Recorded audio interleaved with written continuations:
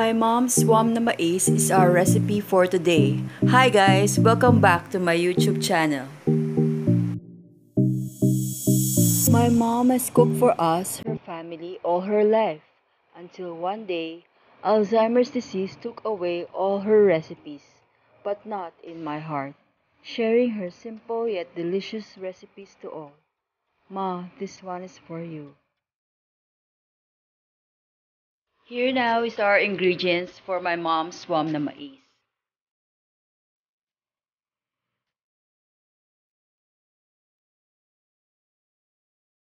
Okay.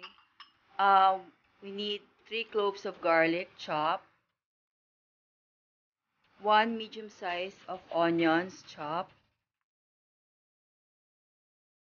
1 piece of shrimp cube, around 10 shrimps chopped, 3 tablespoons of patis,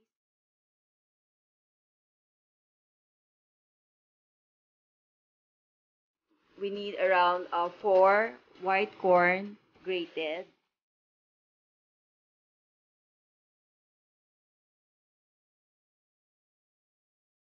and this is what we call busal, yung pinagkatasan niya ng white corn.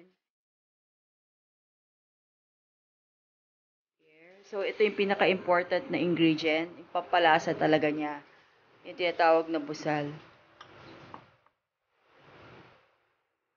Then, we also need water and some malunggay leaves. And now, we're ready to cook our recipe for today, my mom's swam na mais. After heating the pan, we now put around 3 tablespoons of oil. There. So, we wait for it to be hot. Not too hot, just a little bit lang. Because we're making a soup, kailangan hindi masyado malakas ang fire. Okay. And now we put our onions first. I put the onions first because kung garlic mauuna, baka bigla siya mag-brown kaagad. And we're making a soup, kaya kailangan hindi masyadong brown na brown yung garlic and onions. Isa-sweat lang natin siya just a little bit para lumabas yung katas niya. There. Yan. So, we're mixing the garlic and onions together para yung flavors niya ma-release. Again, the fire should not be hot. Siguro low to medium lang yung fire natin dito. Kasi kung mag-brown masyado yung garlic and onions, baka mag-iba pait yung soup natin. So, there. So, we're going to wait just a little bit para lumabas ang kataslan ng garlic and onion. Yan, in a low fire. Konting patience lang. Patience is the key here.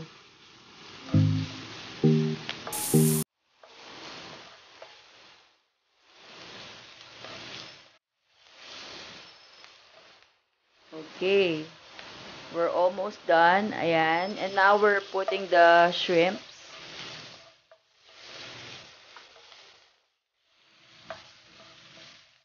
We just need to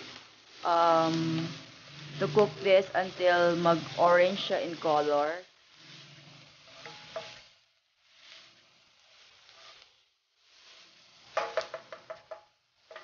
Here. And we're waiting for it to cook. Ayan, we're now putting the 3 tablespoons of patis. Ayun. Tip sa akin ng mother ko dito, after putting the patis, you should not mix it together. So, kanina we cover it for 5 minutes after putting the 3 tablespoons of patis. Ayun. It's important not to move it a little bit. So, ngayon lang natin siya i-move after 5 minutes. And now, we're putting the white corn. Ayan. So, medyo medium fire na ngayon to para masarap yung medyo roasted ng konti yung white corn natin. Ayan. So, di ko na napakita kanina yung white corn na ginrate ko. Pero, I guess you know, right now, na in season din yung white corn. Mura lang sa palengke. Ayan. And now, we're putting the shrimp cube. Ayan. Additional na pampalasa rin to sa swam na mais. Okay, we're mixing it all together to incorporate all the ingredients. Ayan. Lulutuin lang natin ng konti yung mais at this point.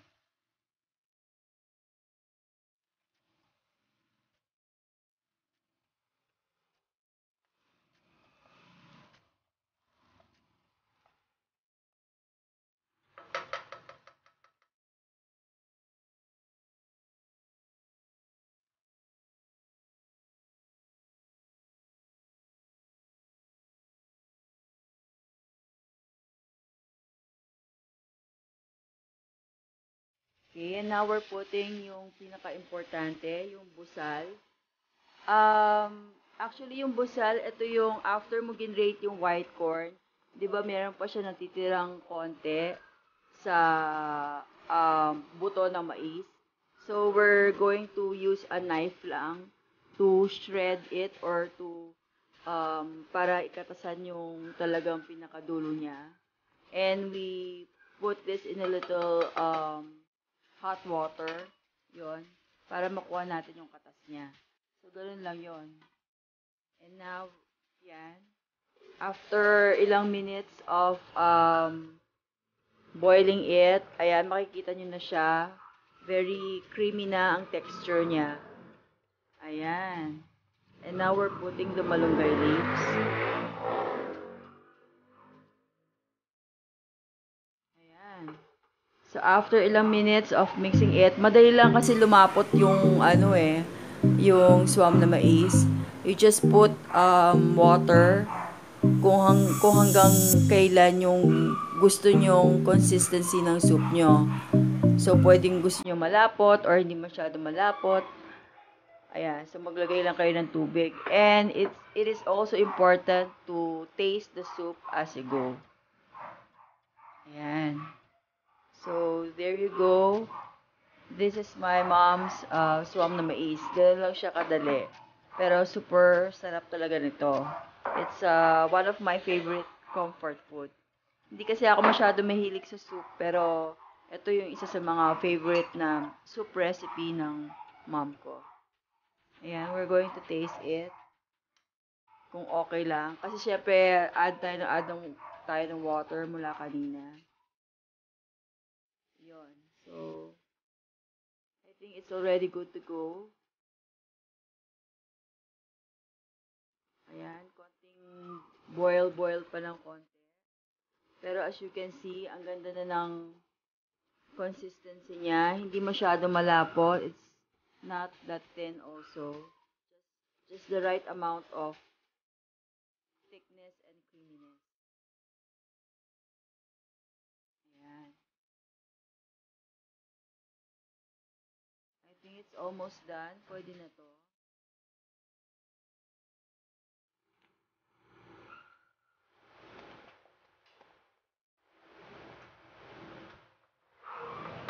Okay, so we're now ready to put it in a good plate. Ayan. So there we go. Here is our finished product. My mom's swam na mais. Thank you guys for watching. Till our next recipe.